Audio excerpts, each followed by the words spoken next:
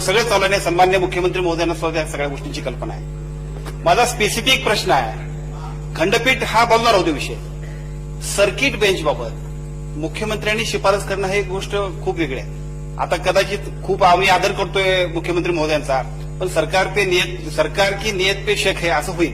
माझी विनंती आहे तुम्हाला की सर्किट बेंच साठी तुम्ही आग्रह केल्याशिवाय कदापिही न्यायमूर्ती आम्हाला दाद देणार नाहीत. कारण मुंबईतल्या पुण्यातल्या वकिलांना अद्याप कुठेही आमच्याकडे कोल्हापूरला यावं अशी आवड असणार नाही.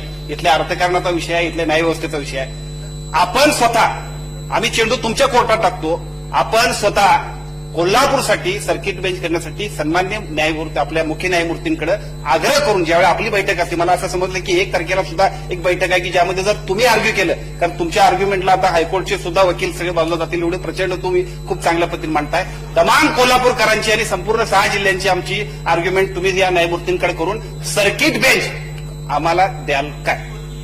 येस अध्यक्ष महोदय, राज्य सरकार निश्चितपणे, आणि मी स्वतः राज्य सरकार म्हणजे मलाच त्या ठिकाणी मी विधी न्याय मंत्री आहे, म्हणजे मुख्यमंत्री जसा तसा विधी न्याय मंत्री देखील मीच आहे. त्यामुळे मी स्वतः निश्चित माननीय उच्च न्यायालयाकडे, माननीय मुख्य न्यायमूर्ती महोदयांकडे या संदर्भात स्वतः चर्चा करून आग्रह धरेन. लक्षवेधी क्रमांक